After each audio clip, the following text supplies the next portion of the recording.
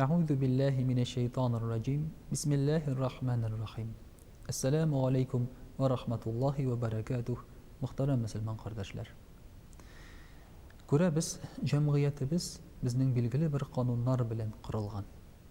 Шушы җәмгыятьтә һәр кешенең дә үз урыны бар. Ләкин тулайым алганда, шушы җәмгыять тулы канлы бер организм, бер җан булып яшәсен өчен, һәр кеше дә бер-берсенә файдалы булуы зарури.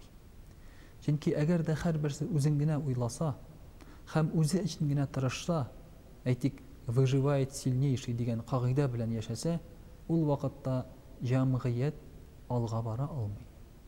Кеше бу очракта кешеләрнең дә зәгыйфләре үлеп бетеп барырга, ләкин һәрбер кеше дә зәгыйфләнергә мөмкин. Шуның өчен дә динебез безгә бер-беребезгә файдалы булырга куша. Ягъни син кешедән файда алыр алдыннан башкаларга файда бирүче булырга куша. Мәсәлән, Кеннединың шундый сүзләре бар. Сез ди илем миңа нәрсә бирә ала икән дип сорамагыз, мин илемә нәрсә бирә алам икән дип сорагыз ди. Бу сүзләрне икенче төрле әйткәндә мин дә әйтер идем. Җәмгыять сиңа нәрсә бирә ала дип сорама, син җәмгыятькә нәрсә бирә аламсың дип сора. Менә шулай иткәндә һәрбер кеше дә шушы җәмгыятькә файдалы кеше була. Хәтта аяксыз, кулсызлар, телсезләр, чукраклар, суқырлар да шушы җәмгыятькә файдалы кеше була алалар, әгәр дә максат итеп куйсалар файда китерүне. Һәм башкалар да шул сәбәпле аларга файда китерүче булачак. Пәйгамбәрбез саллаллаһу алейхи ва сәллям әйтә, шушы җәмгыять кешеләр бөтенесе дә Аллаһ Тәгаләнең гаиләсе ди. Ягъни Аллаһ Тәгаләнең гаиләсе дигән сүз димәк аның якыннары, туганнары кебек. Һәм Аллаһ Тәгаләгә иң якыны ди шушы кешеләр арасыннан кем Аллаһның гаиләсенә файдалы булса ди. Менә шушы Аллаһ Тәгаләнең яраткан бәндәләренә файдалы булган кеше бу Аллаһ Тәгаләгә дә якын кеше була. Аллаһ Тәгаләнең яраткан бәндәсе була. Ягъни үзенә мал җыеп, байып, зур йортлар салып, башкалар өстеннән башларыннан изеп, искә менгән, күтәрелгән кешеләр түгел ди. Башкалар өчен файдалы булган кеше җәмгыятькә файдалы булыр ди.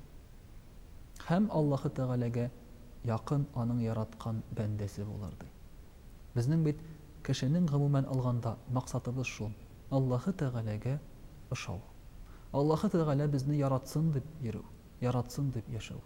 Ләкин 5 вакыт намазыңны укыдың да, уразаңны тоттың да, Аллаһ Тәгалә мине ярата дип әле син әйтә алмыйсың. Гәрчә бу сәер яңгыраса да, син кешеләргә файдалы булган очракта гына синең намазларыңның да файдасы күренә башлый, һәм синең җәмгыятькә файдан күренә башлый. Әлегә намаз уксаң да, ураза тотсаң да, син әлегә җәмгыятьнең паразиты, әгәр дә син аларга файдалы булмасаң. Менә динебезнең максаты да шунда. Динебез безне шуңа чакыра. Пәйгамбәрбез саллаллаһу алейхи ва сәллям һәр кешенең дә талантын ачып, аны җәмгыятькә файдалы итәргә тырышкан. Кемдер сату алу итә, кемдер тел белән мәсәлән кешеләрнең күңелен күтәрә, кемдер иген игә, кемдер нәрсәдер җитештерә. Менә булар барысы да җәмгыятькә файда. Хәтта син бизнес ачкан вакытта да җәмгыятькә кешеләргә нәрсә файдалы икән дип уйлап ачарга тиешсең. Һәр бизнесның нигезендә шушы ята. Акча эшләү түгел, җәмгыятькә файда. Акча эшләү ята икән, бу бизнес инде башыннан ук уңышсызлыкка дучар була. Менә мөхтәрәм кардәшләр, һәр барчабыз да үзебезнең ролебезне җәмгыятьтә аңлап, файдалы кеше булырга тиешбез. Әлбәттә, зур-зур үрләр кирәкми.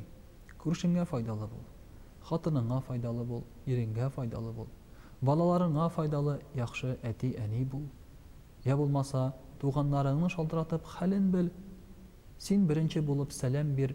Менә шушы эшләрне эшләүдә, я кемгәдер елмаеп карауда, бу инде файдалы, җәмгыятькә нур, яктылык илтүче кеше дигән сүз. Вассаламу алейкум ва рахматуллахи ва баракатух.